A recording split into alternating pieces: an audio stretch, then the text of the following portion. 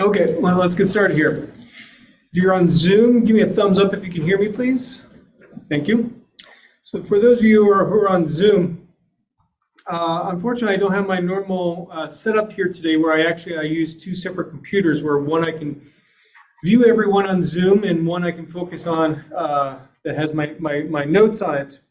For some reason, the computer that's always in this room isn't working properly, so I'm only using my Surface Pro to teach from today. So I might be a little bit slower being able to communicate with you on Zoom.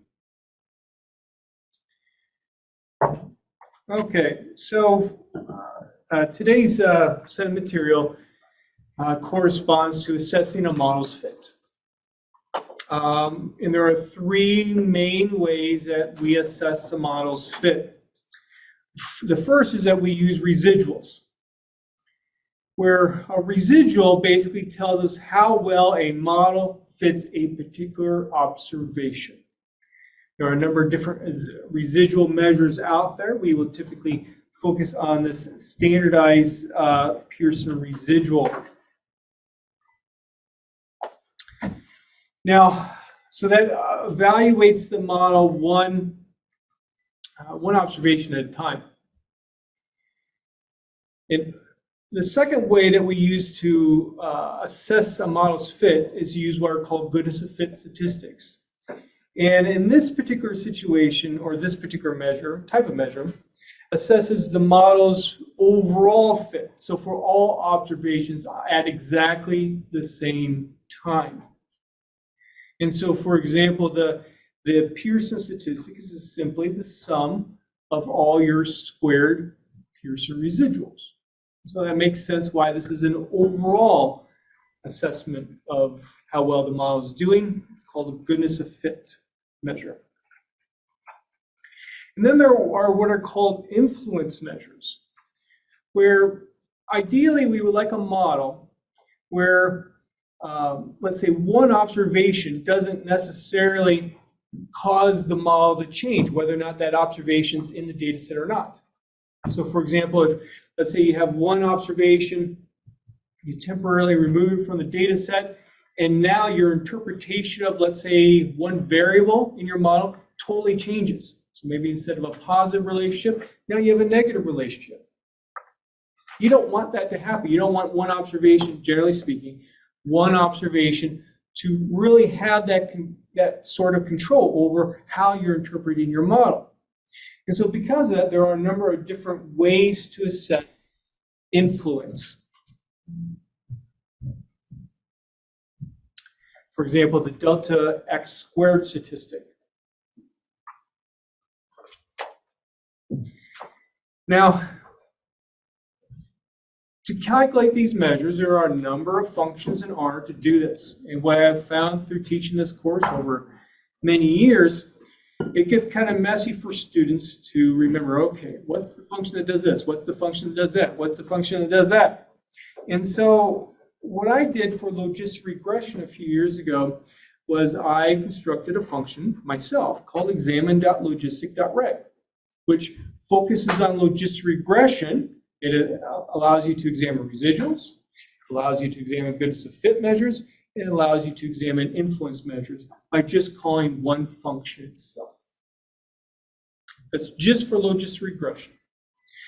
My co-author of my book constructed this general function called GLM info diag to do something similar, and it works for logistic regression, Poisson regression, and so on. Okay, and we'll spend a little bit of time talking about this particular function here today, because I know it wasn't necessarily in the notes. It was briefly referenced.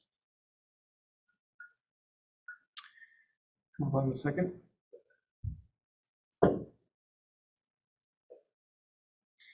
Now, with these residual measures and with these influence measures, we're calculating for every single observation. So imagine if you have 1,000 observations, you would have 1,000 numerical values to look at for each measure. And so because of that, what's often done is various plots are used to help you see all your values at the same time. And so there are a number of plots that were introduced in the corresponding notes, corresponding to that. Very often, with these kinds of measures too, it can be difficult to make judgments about, okay, do I need to worry about this particular observation or not? For those of you who've had a full-blown regression class, it's a lot more straightforward where, okay, I have a standardized residual that's outside plus or minus 2. I might want to worry about that as a potential outlier. Here, that's not necessarily true. And so you saw some examples of that in the notes, and you'll see some more examples coming up in the next set of notes. And lastly, the thing I wanted to mention was when we work with just regression models, we need to do one additional step before we look at any of these measures. We need to put the data in what's called explanatory variable pattern form. The basic idea behind that is that, or what it is, I should say, is that let's say you have binary response data. So like what we had originally with the field goal data, with the place kicking data set, success or failure. What we need to do is find each, let's say, unique set of explanatory variable combinations in your data set. Let's say all 20-yard field goals that had a change of 1, that had a wind of 1, and so on. Find all unique combinations, and then simply transform those binary observations into a binomial observation. In other words, count the number of successes out of the total number of trials. Transform it into that data format. The purpose, I think this is a part of a quiz question too, the purpose is so that you can try to get some of these measures to work better, to help you identify, oh yes, this particular observation is not being fit well by the data. I'm sorry, by the model. That's why you need to do it. I'm not going to go into further details than that because that's part of the quiz question. So with that, that's a really brief review. Was there any questions regarding the material for today? Okay, so it may not be a question, but I want to know why it is called explanatory variable pattern format. Is there any reason? Why we do it? No, not why. Why it is named like that? Oh. Because when we have binary outcomes, still it is like explanatory variable, and we have everything is same. Just probably, maybe I should have just named it. So this is not a standard name. Perhaps I should have just said binomial form. What motivated this, that name, is that back when I was a student, I needed an additional book to try to teach myself some of this stuff, and I use a book by Hosmer and Lemishal. This is probably one of the most famous books out there on logistic regression, and they call it covariate pattern form. Covariates is just another name for explanatory variables, another name for independent variables. I like the term explanatory variable because this variable is explaining information about the response versus using covariate name. So that's where the name comes from. So it is not a standard name. But it is definitely something that can be helpful to do. It's not a full-blown solution to make sure you're going to get these measures to work as you would want them to, but it's definitely better than not doing anything at all. So does that answer your question? Okay. We have a question here. Are residual deviance and deviance residual different things? No, they are essentially the same. I hope I'm not using both simultaneously. So I apologize if I'm doing that. I think it's best to call it residual deviance. I believe in the output you might see deviance residual. So it is the same. Who named them? I don't know. The whole concept of let's talk about why do we have that name? So the word deviance. Think about what that means out of a statistical context. How is one different from something else? Okay, how does it deviate? Well, the -2 log lambda statistic kind of gives us that measure. how does our model of interest deviate from another model? Why is it called a residual deviance? It's because the alternative hypothesis model for when we're looking at goodness of fit is essentially a saturated model, which equivalently is saying just use your observed data to predict the response, and that will give you a perfect fit. That's why it ends up being a saturated model. And so, think of the word residual. Think of like a regular regression situation. Y minus y hat. Your observed minus the predicted.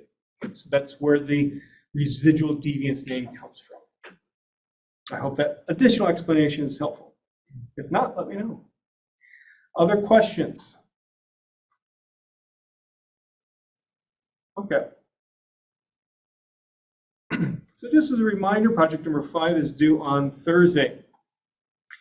I want to spend some time today digging deeper into this paper from which most of project number 5 is based upon.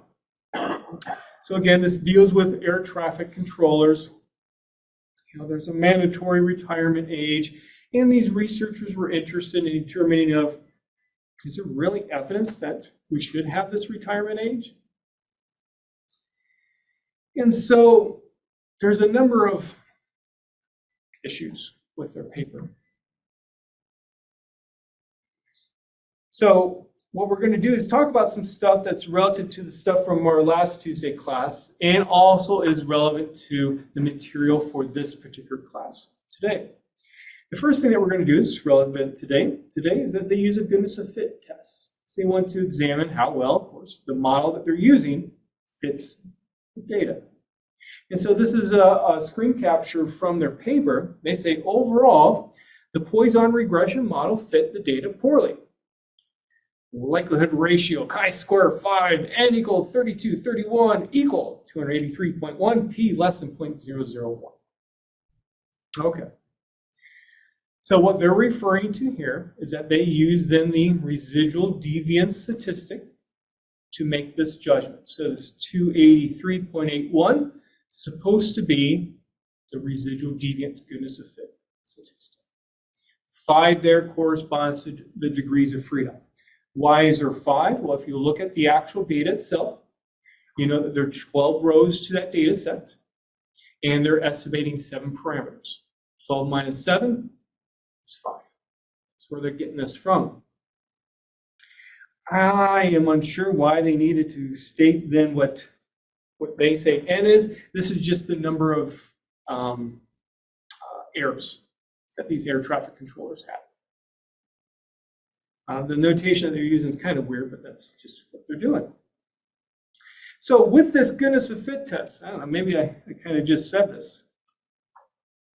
What's the alternative hypothesis model again? When we do goodness of fit? Saturated. Saturated. We'll just call it SAT. Then what's the null hypothesis model? Not empty. The model of interest. Okay. We'll just say that.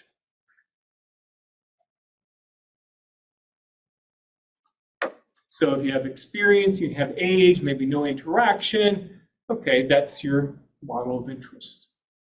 If this is how you're writing out your model.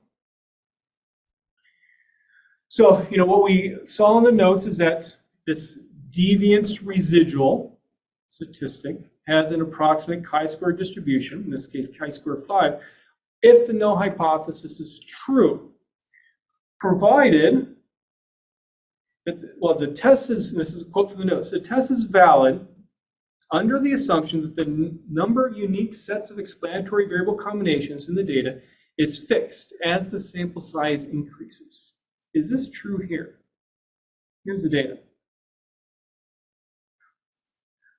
So the number of explanatory variable combinations is fixed as the sample size increases. If that is true, and as long as you have a large enough sample overall, this chi-square approximation should do well. I can use this as a goodness of fit test If it isn't, then it's questionable whether or not the chi-square distribution approximation will work. What do you think here? If you're on Zoom, you can type it into the chat. I'll try to view the responses. Let's just, again, valid under the assumption the number of unique sets of explanatory variable combinations in the data is fixed as the sample size increases. So we have two explanatory variables, experience and age. If I increase my sample size, will I increase the number of explanatory variable combinations that I could have? I have one no. I have a no on Zoom, and the answer is no. Okay. I'm still going to have 6 levels of experience. I'm still going to have 2 levels of age. You know, the stuff you will learn in Stat 984, take that course. You know, that talks about how you can show that this kind of a statistic has a large sample chi-square approximation, and the mathematical assumption behind it is that, okay, these things are not changing in terms of the number of combinations. Otherwise, it is debatable whether or not chi-square approximation works. Let me hide this.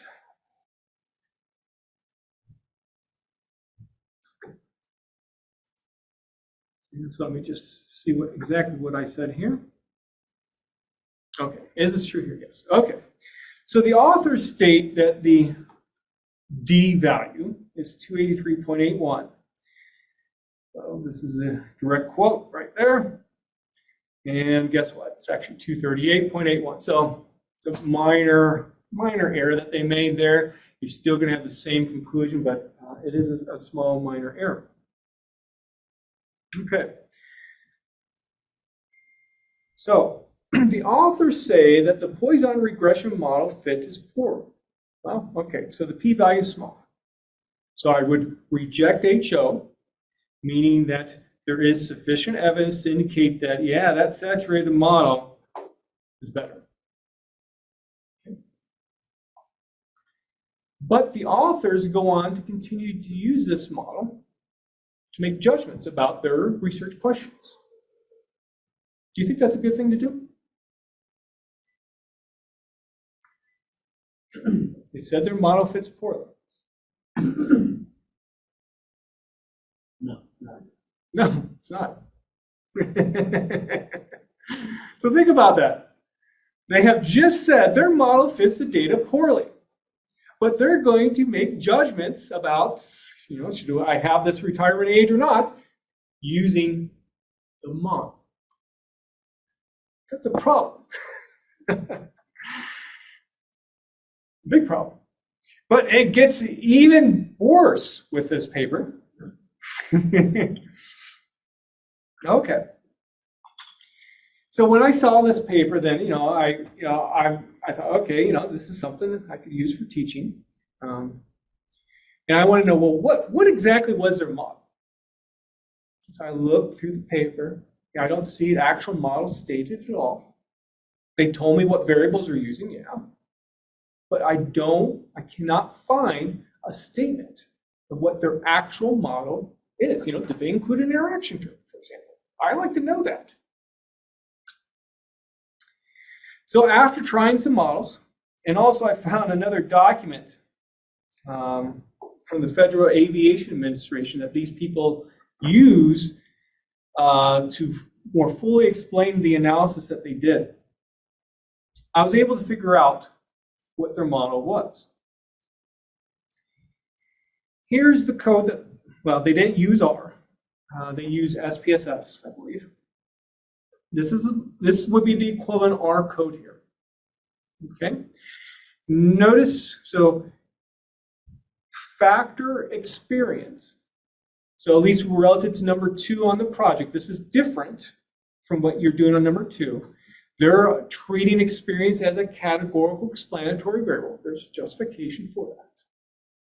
I wanted to look at it from an ordinal point of view because I know that experience 6 is greater than experience 1. So I want to try to take that into account and see if that helps get a better model.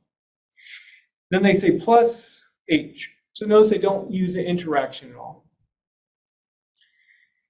Notice here's the 238.81. There's that 5 degrees of freedom. Let's look at the code a little bit more. This is what they did. 99.9% confident this is what they did. They didn't use R. There's something missing here. The offset. The offset. So they state their data that, hey, we have this population variable that tells us the number of air traffic controllers there are. And as you all see, I think it was maybe from part A or part B of the project, you know it's important to include information about the population, the number of air traffic controllers there are. But in their analysis, even though they show the data with the population variable, they don't include it. Maybe because they are using Poisson regression instead of Poisson rate regression. Well, people will still often, I know I said Poisson rate regression. People often still call it Poisson regression. But you gotta take into the you gotta take that into account because, and I don't want to say the reason out loud because that is part of the project. It should be fairly, I hope it's fairly obvious the reason.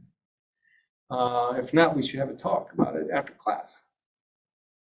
Okay, we have a question or comment here by Michael.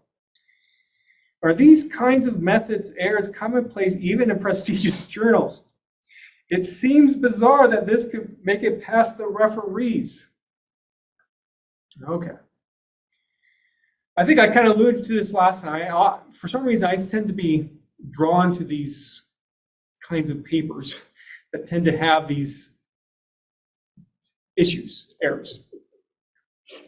I don't know why. One of the big things that you will see in what statisticians would refer to as subject matter journals, like let's say the Journal of the American Medical Association. That's a big one, very prestigious. If there's a statistical analysis, there needs to be a statistician who's a referee to verify that indeed the statistical aspects were done correctly. Now, something like JAMA would typically do that. But there are many, many journals that will not. And so this is often what leads to these kinds of errors.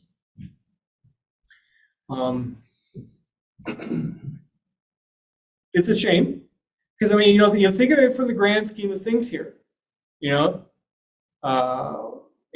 Most of us, every year we go on a flight.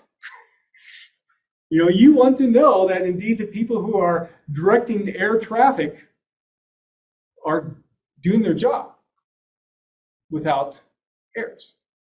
And the purpose of this paper was to assess, okay, well, people that are above, I think it was 56 years old, can they actually do their job safely? But here we're using an incorrect analysis to do this.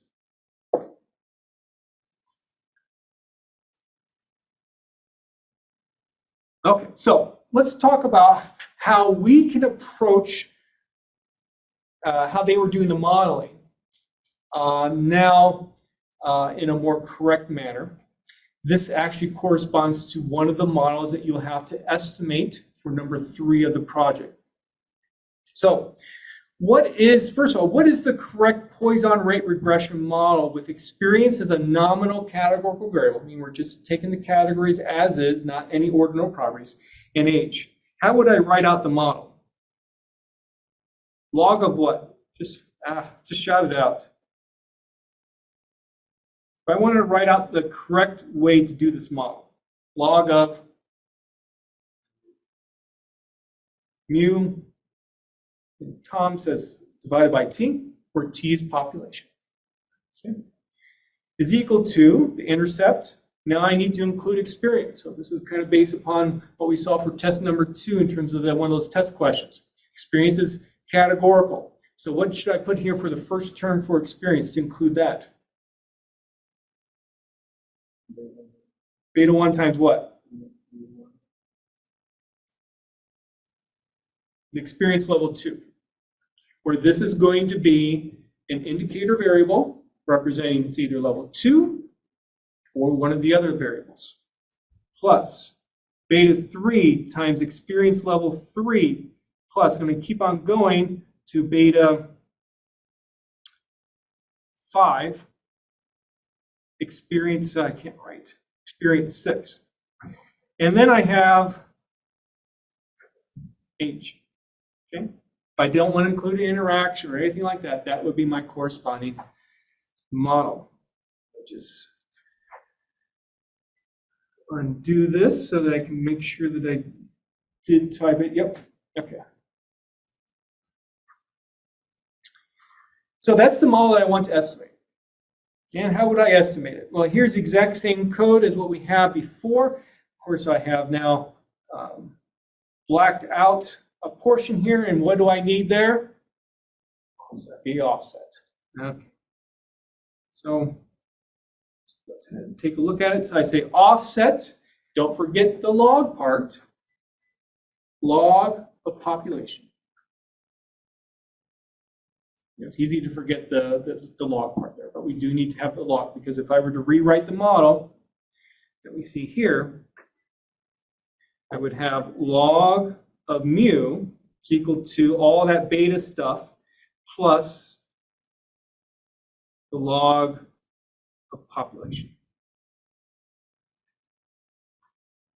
And the offset function basically tells our do not estimate a beta parameter for it. So here's my corresponding output. So for example, the experience level 2 has a beta hat of 1.6 about. And so here you see it right now in terms of the model. Okay. Let's do now our own goodness of fit here. So we can come back up here. Oops. There we go. Here's what R calls our residual deviance, or deviance residual. We have D equal to 11.001, 5 degrees of freedom. Notice how much smaller that is compared to what the authors had for their particular model. And if I wanted to, let's say, so I put the results here from fitting this model into something called mod 1, for lack of a better name. If I wanted to, let's say, figure out how to extract the residual deviance from mod 1, what would be the first thing that you would do? I want to figure out what I would do to extract it. Because mod 1 is going to be a list. If I want to see the contents of the list, what function do I use? Names. So I would say names mod 1. And what will come back to me then is a list of all the, what in R's terminology is, the components of this list. And what you will see is that there is a particular component called deviance. Okay? So this mod 1 is my D. The corresponding degrees of freedom, what I would call M minus P tilde, is in df.residual, that component of mod 1. So I can use a chi-square approximation here. If I want to find a p-value, what am I looking for? Let's say A has a chi-square distribution with the appropriate degrees of freedom. The p-value would be the probability A is greater than 11. I can use my 1 minus p chi sq function, use 1 minus the p chi sq function to find this, and look at this. We get another one of those situations where we have marginal significance, 0.05. But quite different from, again, what the authors had found for their version of the model. So we have marginal evidence that this may be not the best model. One of the first things I would do then, if I wanted to find a better model, is I would put the interaction term in there. Okay. So what about this deviance divided by degrees of freedom ad hoc statistic that I have in the notes? What would we conclude with using that? So again, here's my D, here's my degrees of freedom, and if I were to take that ratio, I get 2.2. Now in the notes, I gave kind of some rough guidelines. You could look at go 2 standard deviations up, 3 standard deviations up from 1. And we can see that using this statistic, we have somewhat similar results than what we would have with this formal residual deviance residual statistic. You know, we see for 2 standard deviations, you're at 2.26. So you're just a little bit above that 2.2.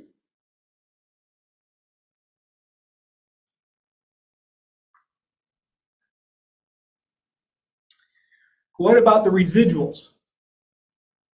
What would be one function that we could use to find the residuals here? Let's say the standardized Pearson residuals. What function does anyone remember?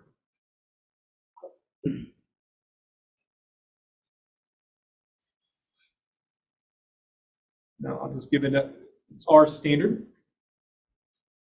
R is often, the little r is often what people use to represent Pearson residuals, just common notation that people often use. So I say model equal mod 1. The type of residual is I want a standardized Pearson residual here. So I put that in S dot res for the lack of a better name, S for standardized. And this is what I get. So from those standardized Pearson residuals, do we have any concerns? Yes, no, or maybe? Categorical response. Yes, no, or maybe.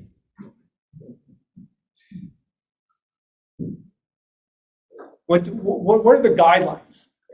How about we talk about that? So we do have a maybe here from Michael. The guidelines were what?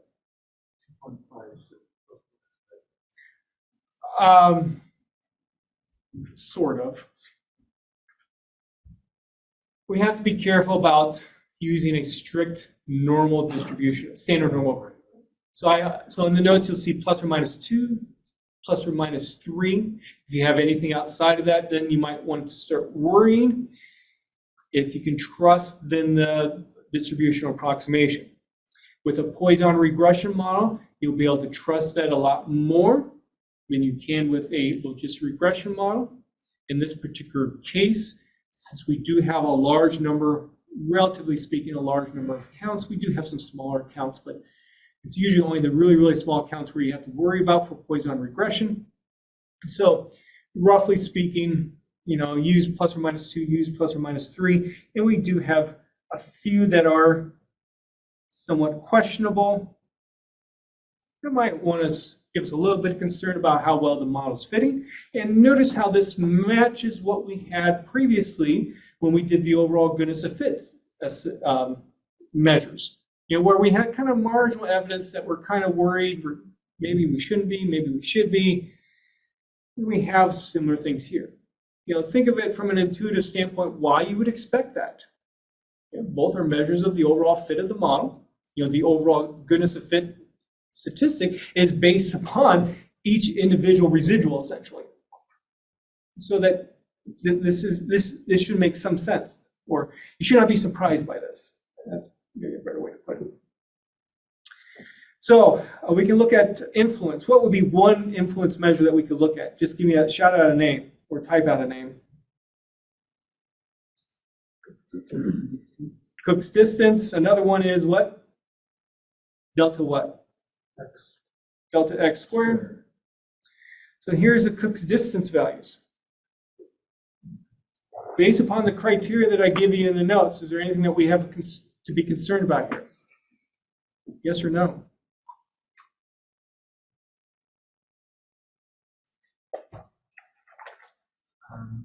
Going 5 and 9.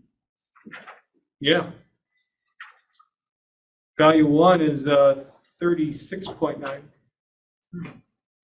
So we based upon that criteria, which was above 1, there's some things to be worried about here. However, we only have 12 observations. And we're fitting a model with 7 parameters. It's not surprising to me that we have maybe some observations that are influential. Let's put it in a different context that you would have in another class to help you understand why I'm not maybe as worried as you might expect. Now, let's say we're just doing normal linear regression. Can't write very well. And let's say we have just 2 observations. We're fitting a model, that has just one variable x, simple linear regression. And where's the line going to go?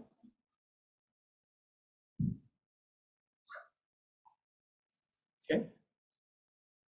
Do you think any of those observations are influential in terms of what the model is? Yeah. Yeah. Would you expect large Cook's distance values? Yeah. Suppose I had a third observation. Do you still think that there's going to be, the line won't be exactly there. We'll draw a dotted line. Do you think I'm going to have some large Cook's distance values? Yeah. I don't have that many observations.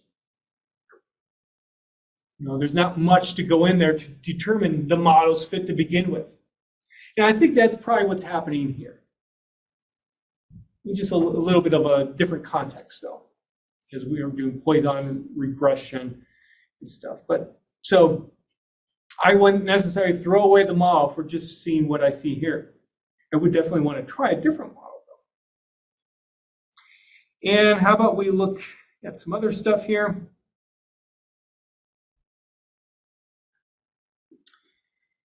See here. So I can put it's always often good to do this, especially if you have a small data set. I put the standardized residuals, I put the delta x squares, I put the Cook's distance values all right next to each other along with the data itself. And so you can kind of see, where the things are occurring. And so we can see the first 2 observations, this one, and this one there, relatively to Cook's distance. But what about this other function that my co-author wrote? You could do that, and that's going to save you some time if you use this function. So the function again is glm infl diag. And do note that my program is on my website here. So the way to use this function is that we have an initial argument called mod.fit. That's where you put the model's fit, mod1.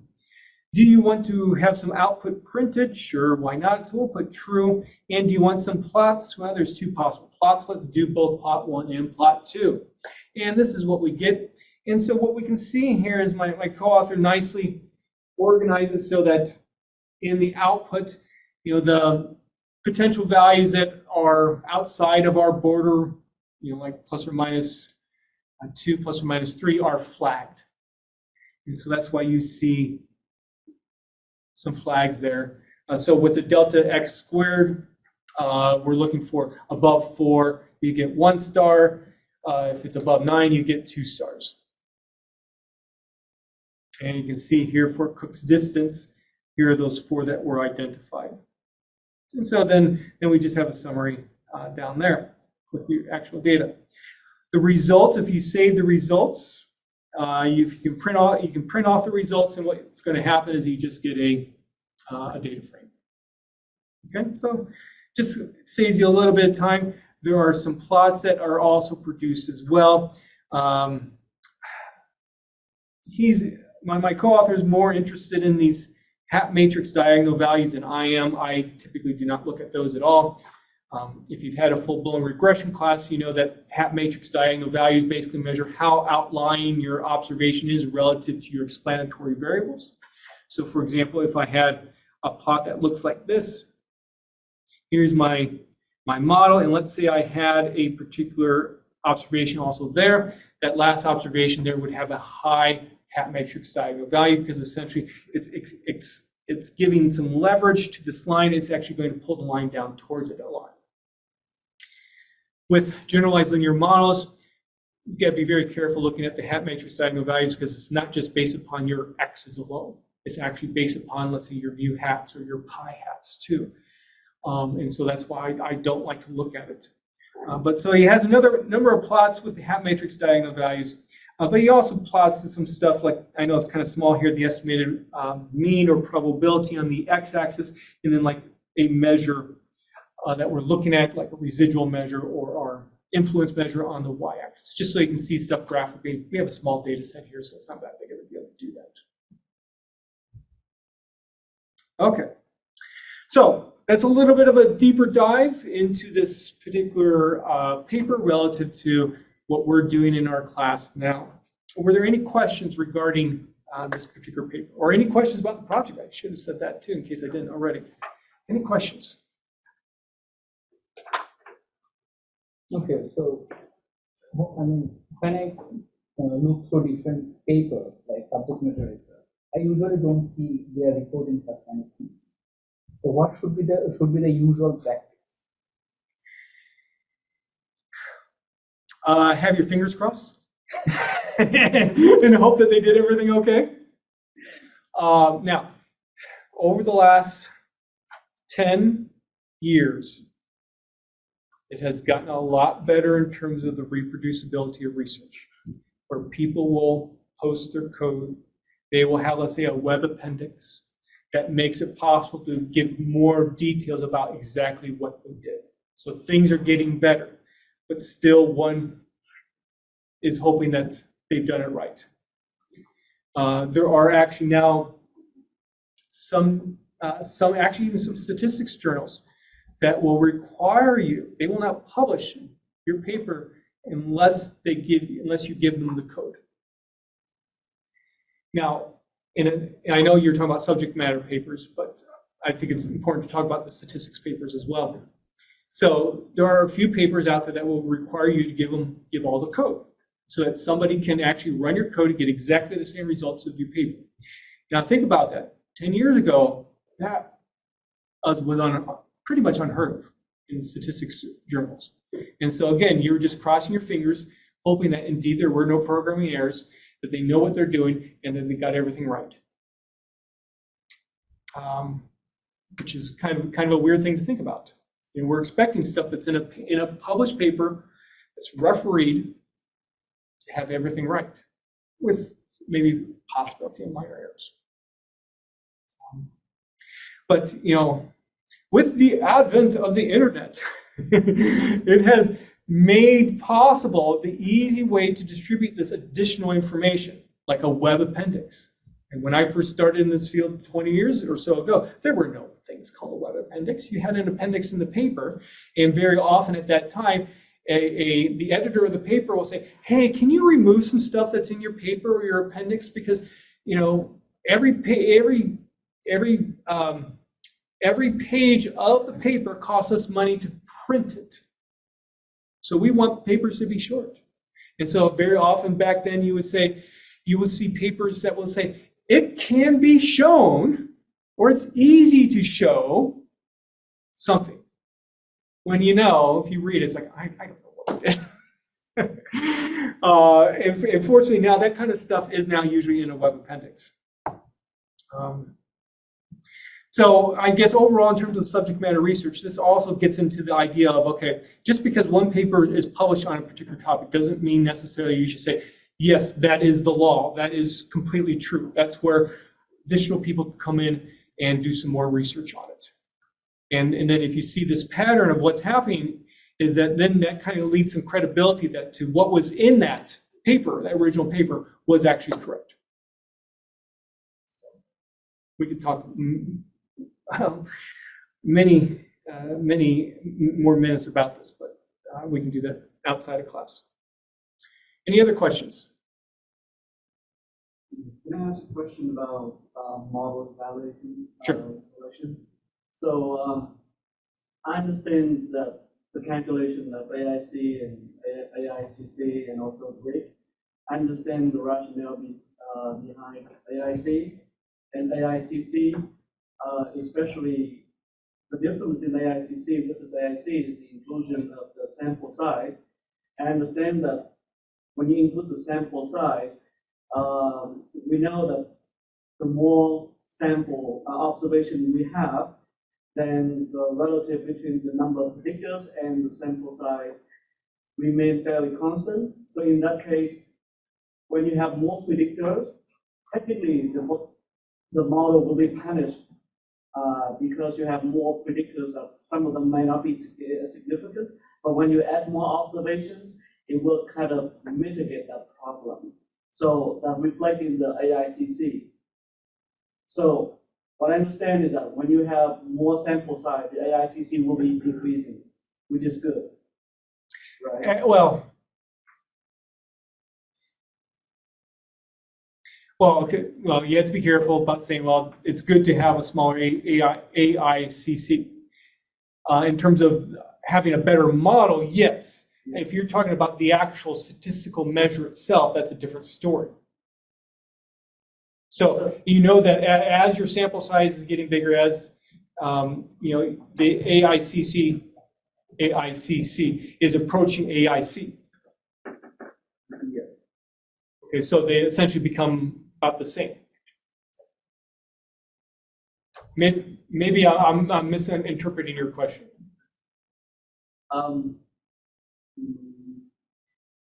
So basically, assuming the two models have the same number of predictors and everything, except that one have more observations, then I'm, based on my understanding, that a model with more observations is supposed to be better because. Let's be careful. Yeah. You would not be comparing two models based upon a different number of observations. So for example, I would not be carrying, let's say I estimate a model to my place kicking data set for the year that I collected the data. Suppose also I collected data for the next year. I estimate exactly the same model, different number of observations though. I would not compare the two AICs. No, we don't compare the AIC, but we compare the AICC. And the AICC, no, we don't. No. Oh. It's only for the exact same data would you ever make the comparisons across models.